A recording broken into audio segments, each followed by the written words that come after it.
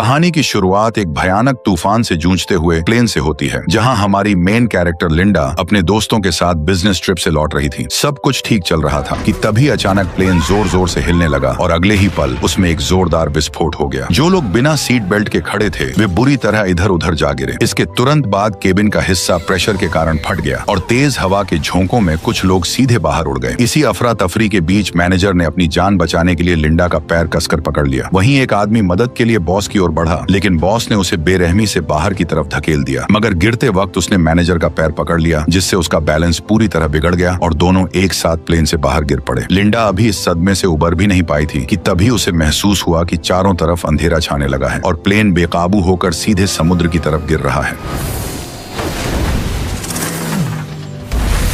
खुशकिस्मती से टक्कर का एंगल ऐसा था कि प्लेन तुरंत फटा नहीं और उसकी जान बच गई, लेकिन तेजी से अंदर घुसते पानी को देखकर लिंडा ने तुरंत सीट बेल्ट खोली और तैरकर बाहर निकल आई। लेकिन बच जाने के बाद भी उसे कोई राहत नहीं मिली, क्योंकि वह अब एक सुनसान और कभी खत्म न होने वाले समुद्र के बीच फंसी हुई थी। तभी दूर उसे एक छोटा सा टापू नजर आया और वह पूरी ताकत लगाकर उसकी तरफ तैरने लगी। सुबह होते ही वह किसी तरह उस टापू तक पहुंच गई और फिलहाल उसकी जान बच गई, लेकिन उसे अंदाजा नहीं था कि असली खतरा तो अब शुरू होने वाला है। थोड़ी दूर चलने के बाद उसकी नजर किनारे पर पड़े एक आदमी पर गई। वह तुरंत उसकी तरफ भागी और पास जाकर देखा तो उसे पता चला कि वो कोई और नहीं बल्कि उसका बॉस ब्रैडली था। वह भी हादसे में बच गया था और बेहोशी की हालत में लहरों के साथ बहकर यहाँ तक आ पहुंचा था। हालांकि गिरने के दौरान उसकी टांग टूट गई थी, लेकिन बाकी लोगों में से सिर्फ वही बचा था। पर फिर भी लिंडा उसे देखकर खुश नहीं थी, क्योंकि कंपनी में वह सबसे ज्यादा उसी से नफरत करती थी। दरअसल वह स्ट्रेटेजी डिपार्टमेंट की सबसे काबिल कर्मचारी थी और अपनी मेहनत से बॉस का भरोसा जीतकर मैनेजर बनने वाली थी। लेकिन ज्वाइनिंग से ठीक पहले बॉस की मौत हो गई और उसका बेटा ब्रैडली कंपनी का मालिक बन बैठा। बॉस बनते ही उसने लिंडा का प्रमोशन छीन लिया और वह पोस्ट अपने चापलूस दोस्त को दे दी। इतना ही नहीं, वह अपने दोस्तों के साथ मिलकर अक्सर लिंडा को नीचा दिखाने लगा। यह सोचकर लिंडा के मन में आया कि वह उसे वहीं छोड़ दे, लेकिन उसने सोचा अगर वो उसकी मदद करेगी तो वह फिर से मैनेजर बन सकती है। इसलिए उसने तुरंत एक नुकीला पत्थर उठाया और उससे केले के पत्ते काटने शुरू कर दिए। फिर पेड़ का सहारा लेकर एक फ्रेम बनाया और पत्तों और टहनियों को बेल से बांधकर एक छोटी सी झोपड़ी तैयार कर दी। धूप से बचने का इंतजाम करने के बाद उसने पानी का जुगाड़ करने की सोची। उसने रेत में गड्ढा खोदा और उसमें नारियल के छिलके रखकर ऊपर पत्ते लगा दिए। कुछ ही देर में बारिश शुरू हो गई और उसने आसानी से पीने लायक पानी जमा कर लिया। बारिश थमते ही मौसम साफ हो गया और काफी देर बाद ब्रैडली को होश भी आ गया। लिंडा तुरंत उसके पास पहुंची और उसे पानी पिलाने लगी। जब ब्रैडली को पता चला कि लिंडा ने उसकी जान बचाई है, तब उसने झिझकते हुए उसे थैंक यू बोल दिया। इसके बाद लिंडा ने उसके सामने अपनी काबिलियत दिखाते हुए लकड़ी रगड़कर आग जलाई और जल्द ही उसने एक मछली पकड़कर उसे पका भी लिया। लेकिन ऐशो आराम की जिंदगी जीने वाले ब्रैडली के लिए ये मछली किसी कचरे से कम नहीं थी। फिर भी पेट भरने के लिए उसे बिना नमक मसाले वाली वो मछली मजबूरी में निगलनी पड़ी। लेकिन लिंडा को इस खाने से कोई दिक्कत नहीं थी, बल्कि वह तो इस जगह पर फंसने के बाद भी बेहद खुश थी, क्योंकि उसे यहाँ कोई भी नीचा दिखाने वाला नहीं था और वो खुशी खुशी यहाँ कई दिन बिता सकती थी। धीरे धीरे कुछ दिन गुजर गए और यहाँ माहौल का असर दोनों पर साफ दिखने लगा। एक तरफ लिंडा जो छोटी सी चीज पाकर भी खुश हो जा रही थी, वहीं ब्रैडली किसी तरह यहाँ से निकलना चाहता था। उसने पूछा कि उसने अब तक किनारे पर कोई SOS सिग्नल क्यों नहीं बनाया या आग को बड़ा क्यों नहीं किया, ताकि किसी की इस टापू पर नजर पड़ सके। उसके मुताबिक लिंडा को पहले यही करना चाहिए था, लेकिन उसने ऐसा कुछ भी नहीं किया। इसी बात पर वह उल्टा गुस्से में चिल्लाते हुए उसे ताने मारने लगा कि वह यहाँ बेवजह उसकी देखभाल का बस एक नाटक कर रही है। खुद टूटी टांग के कारण लाचार था, फिर भी लिंडा की इतने दिनों की मदद के बाद भी वो उसे अपना हक समझ रहा था। उसकी बातें सुनकर लिंडा को समझ आया कि वह केवल चापलूसी से उसका दिल नहीं जीत सकती है। उसे उसकी असली अहमियत तभी समझ आएगी जब उसे कोई तकलीफ होगी। यही सोचकर लिंडा बिना कुछ कहे वहाँ से उठी और उसे अकेला छोड़कर चली गई। शुरुआत में ब्रैडली उसकी इस हरकत पर भी ताने मारता रहा, लेकिन कुछ ही देर बाद उसे एहसास होने लगा कि उसने कितनी बड़ी गलती कर दी है। फिर भी वह घमंडी बना रहा और लिंडा के खुद व खुद लौटने का इंतजार करने लगा। लेकिन ऐसा ही करते करते पूरा एक दिन बीत गया और आखिरकार उसका घमंड टूटने लगा। लेकिन रात तक भी लिंडा वापस नहीं आई। गहरी रात में तेज तूफान चलने लगा और कुछ ही देर में लिंडा की बनाई झोपड़ी भी उड़ गई। अगले ही दिन तपती धूप ने हालत और खराब कर दी। ज्यादा गर्मी की वजह से ब्रैडली डिहाइड्रेशन के चलते बेहोश हो गया। जब लिंडा उसे काफी तड़पा चुकी थी, तब वह पानी लेकर वापस आ गई। उसे देखते ही ब्रैडली ने बिना कुछ सोचे तेजी से पानी पीना शुरू कर दिया। अब उसे समझ आ गया था कि वह पूरी तरह लिंडा पर ही निर्भर है और वह उस पर अपना हक नहीं चला सकता। लेकिन तभी उसकी नजर उस भाले पर पड़ी जिसका इस्तेमाल लिंडा खतरनाक जंगली सुअर के शिकार के लिए करने वाली थी। उसे पता था कि वह सुअर बेहद जानलेवा है, इसलिए उसने लिंडा को जंगल में जाने से मना किया, क्योंकि अगर लिंडा को कुछ हो गया तो उसकी खुद की जान भी खतरे में पड़ जाएगी। लेकिन लिंडा ने उसकी एक भी बात नहीं मानी और वह सीधे जंगल के अंदर चली गई। जब वह चुपके से शिकार को ढूंढ रही थी, तभी अचानक उस जंगली सूअर ने लिंडा को टक्कर मारकर हवा में उछाल दिया। अच्छी बात यह रही कि गिरा हुआ पेड़ अचानक सूअर के सामने आ गया, जिससे वह सीधे हमला नहीं कर सका और लिंडा को तुरंत उठकर भागने का मौका मिल गया। लेकिन सूअर जैसे ही उसकी गंध पकड़कर पीछे दौड़ा, तब उसे रास्ते में सिर्फ फटे कपड़े ही मिले। सूअर कुछ समझ पाता उससे पहले ही लिंडा ने मौका देखकर भाला उसके शरीर में गहराई तक घुसा दिया। दर्द से पागल होकर सूअर ने भाले को मोड़कर तोड़ दिया और गुस्से में बेकाबू होकर दोबारा उस पर हमला करने दौड़ पड़ा। इसी खतरे के बीच लिंडा ने तुरंत लकड़ी के डंडे को सामने कर दिया।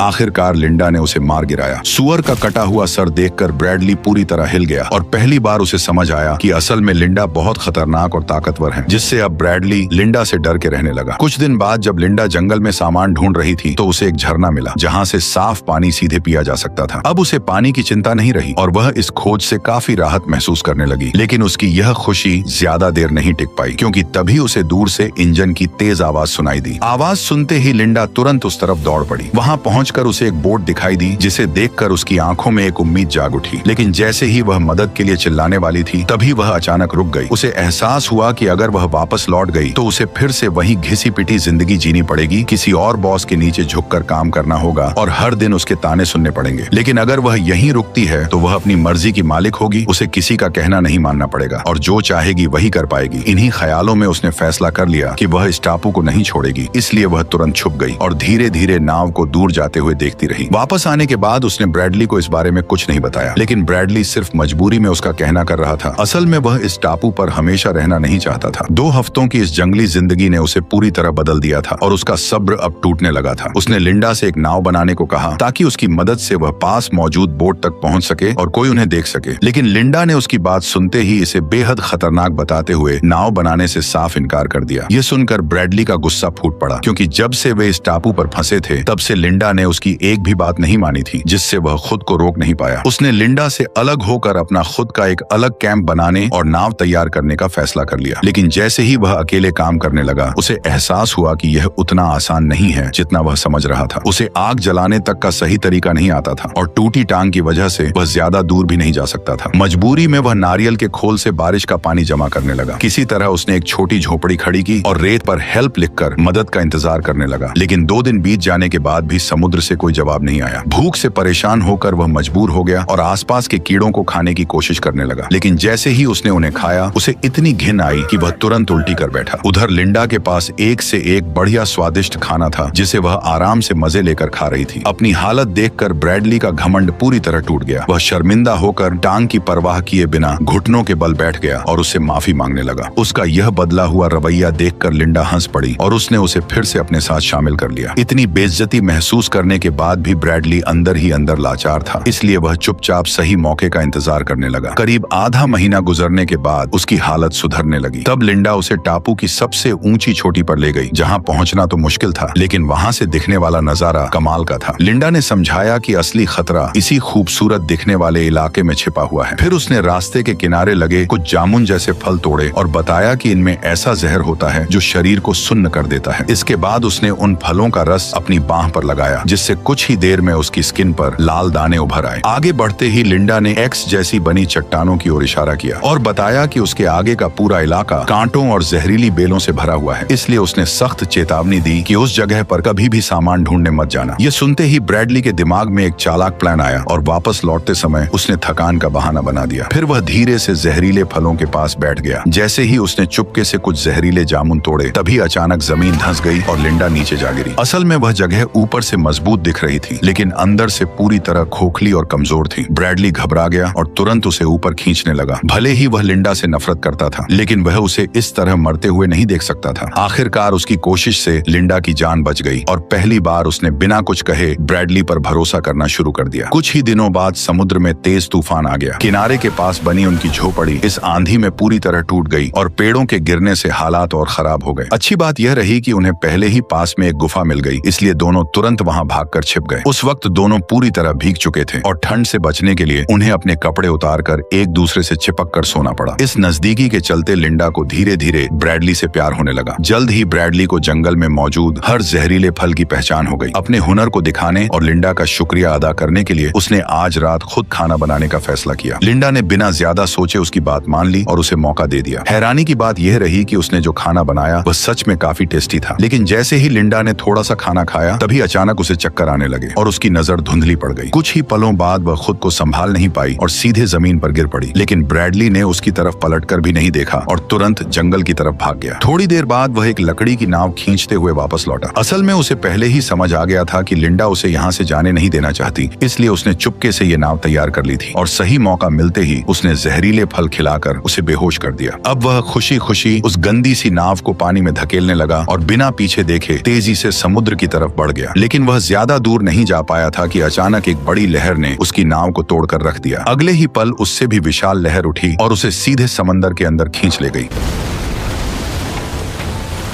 खुशकिस्मती से वह ज्यादा दूर नहीं गया था, इसलिए होश में आते ही लिंडा ने तुरंत उसे किनारे खींचकर बचा लिया। होश में आते ही ब्रैडली घबराकर उससे माफी मांगने लगा, लेकिन लिंडा ने कुछ नहीं कहा और चुपचाप उसे पका हुआ केकड़ा थमा दिया। ब्रैडली ने बिना सोचे समझे उसे खा लिया, लेकिन कुछ ही देर में उसका मुंह अजीब तरीके से सुन्न पड़ गया। देखते ही देखते यह असर उसके पूरे शरीर में फैलने लगा और वह समझ नहीं पाया कि आखिर हो क्या रहा है। तभी लिंडा ने सच्चाई बताई कि यह ब्लू रिंग ऑक्टोपस का जहर है जो शरीर को सेकंडों में पैरालाइज कर देता है और इंसान चाहकर भी हिल नहीं पाता। असल में यह सब उसने ब्रैडली को सबक सिखाने के लिए किया था। इसके बाद उसने एक चाकू निकाला, उसे थोड़ा गर्म किया और तुरंत ब्रैडली की पैंट उतार दी। धीरे धीरे वह उसके पास आई और इशारों में उसे समझाने लगी कि वह अब क्या करने वाली है। यह देखकर ब्रैडली बुरी तरह घबरा गया। तभी अचानक लिंडा ने चाकू चलाया और अगले ही पल खून की पिचकारी चल गई, जिससे ब्रैडली का गला लाल हो गया। ये देखकर लिंडा मुस्कुराने लगी। फिर उसने वो चीज दिखाई जिसे उसने काटा था। दरअसल वह कोई इंसानी अंग नहीं बल्कि एक चूहा था। यह सब उसने सिर्फ ब्रैडली को डराने के लिए किया था, ताकि वह दोबारा ऐसी हरकत करने की हिम्मत न करे। उसकी चालाकी और हाथ में पकड़े चाकू ने ब्रैडली का सारा घमंड तोड़ दिया और वह बिना सावल जवाब किया उसका कहना मानने लगा। लेकिन यह कंट्रोल लिंडा ज्यादा देर तक एंजॉय नहीं कर पाई। एक दिन जब वह सामान ढूंढ रही थी तभी फिर से दूर से इंजन की आवाज सुनाई दी। इस बार सामने वाला भी उसे देख चुका था। जैसे जैसे नाव पास आई लिंडा ने देखा कि वह कोई और नहीं बल्कि ब्रैडली की मंगेतर जेनी थी। दरअसल रेस्क्यू टीम भले ही हार मान चुकी थी, लेकिन जेनी ने उम्मीद नहीं छोड़ी थी और लगातार उसी इलाके में ब्रैडली को ढूंढ रही थी और अब जाकर उसकी तलाश खत्म हो गई। लिंडा जबरन जेनी को देखकर मुस्कुराने लगी, जैसे वह उसे बेहद देखकर खुश हो। फिर मजबूरी में उसने जेनी को बता दिया कि ब्रैडली जिंदा है, लेकिन लिंडा अभी भी इस टापू को छोड़ना नहीं चाहती थी, जबकि जेनी को अब उन दोनों के जिंदा होने का सच पता चल चुका था। हालांकि यह बात सिर्फ जेनी और उसके साथ आए गाइड को ही पता थी। इसी वजह से लिंडा ने मन ही मन एक खतरनाक फैसला कर लिया। उसने झूठ बोला कि उसे एक छोटा रास्ता पता है और दोनों को उसी दिशा में ले जाने लगी। थोड़ी देर बाद वो उन्हें एक खतरनाक चट्टान के किनारे पर ले आई जहां वह खुद मरते मरते बची थी। फिर उसने जूते के फीते बांधने का बहाना बनाया और दोनों को आगे बढ़ने के लिए कह दिया। जैसे ही जेनी ने आगे कदम रखा जमीन अचानक धंस गई और वह सीधे नीचे गिरने लगी। दरअसल यह सब लिंडा का दोनों को मारने का प्लान था, लेकिन किस्मत से सिर्फ जेनी ही फंसी थी और गाइड अभी भी जिंदा था। उसी वक्त लिंडा अंदर ही अंदर सोच में डूब गई कि वह क्या करे और क्या न करे। कुछ समय बाद वह अकेली ही ब्रैडली के पास लौट आई और बाकी दोनों के साथ क्या हुआ ये जल्द ही पता चलने वाला था। चट्टान से लौटने के बाद लिंडा अंदर ही अंदर टूटती जा रही थी। उसे खुद पर यकीन नहीं हो रहा था कि उसने ये क्या कर दिया है। तभी ब्रैडली वहां आया और उसे जंगल चलकर खाना लाने को कहा, लेकिन लिंडा ने तबीयत का बहाना बनाकर साफ मना कर दिया। मौका मिलते ही ब्रैडली ने चाकू उठाया और बिना कुछ कहे जंगल की तरफ निकल गया। जंगल के अंदर पहुंचते ही उसने शिकार करने का फैसला किया और कुछ देर पीछा करने के बाद उसे एक छोटा जंगली सूअर नजर आया। वह धीरे धीरे उसके करीब पहुंचा, लेकिन अगले ही पल अचानक उसकी नजर जमीन पर गई। दरअसल जहां सूअर मिट्टी खोद रहा था वहीं से इंसान का एक हाथ बाहर निकला हुआ था। करीब जाकर देखते ही ब्रैडली के होश उड़ गए, क्योंकि वह हाथ उसकी अपनी मंगेतर का था। उसके हाथ में पहनी अंगूठी वही थी जो उसने सगाई के वक्त उसे पहनाई थी। ये सच सामने आते ही ब्रैडली का गुस्सा बेकाबू हो गया और वह तेजी से लिंडा की तरफ भागा। जैसे ही लिंडा ने उसे अपनी ओर आते देखा वह एक पल के लिए घबरा गई। ब्रैडली ने हाथ में अंगूठी दिखाते हुए पूछा कि तुमने ऐसा क्यों किया? अंगूठी देखते ही लिंडा सब समझ गई। उसने खुद को बचाने के लिए कहा कि यह सब एक हादसा था, लेकिन ब्रैडली को उसकी बात पर बिल्कुल भी यकीन नहीं हुआ। हालात बिगड़ते देख लिंडा ने धीरे से अपनी कमर की तरफ हाथ बढ़ाया, लेकिन ब्रैडली पहले ही वो चाकू चुरा चुका था। ये देखकर लिंडा घबरा गई और तुरंत जंगल की ओर भागने लगी। ब्रैडली भी उसके पीछे दौड़ पड़ा। जब लिंडा के पास बचने का कोई रास्ता नहीं बचा, तब उसने तुरंत एक नया प्लान बनाया। उसी वक्त ब्रैडली ने पेड़ के पीछे उसकी परछाई देख ली, लेकिन जैसे ही वो वहां पहुंचा, उसे सिर्फ उसके छोड़े हुए जूते ही मिले, जिसके फीते गायब थे, जिससे उसे कुछ गड़बड़ महसूस हुई। अचानक लिंडा पीछे से उस पर टूट पड़ी और फीते से उसका गला कसकर दबा दिया, जिससे ब्रैडली का सांस लेना मुश्किल हो गया। ब्रैडली ने पूरी ताकत से खुद को छुड़ाने की कोशिश की, लेकिन लिंडा ने पकड़ ढीली नहीं की। इस धक्का मुक्की में ब्रैडली के हाथ से चाकू छूटकर नीचे गिर गया। तभी आखिरी जोर लगाकर उसने लिंडा के बाल खींचे और उसे पलटकर जमीन पर गिरा दिया। इसके बाद वह उसके ऊपर चढ़ गया और उसका चेहरा कीचड़ में दबाकर उसे खत्म करने की कोशिश करने लगा। तभी मौका मिलते ही लिंडा ने चाकू उठा लिया।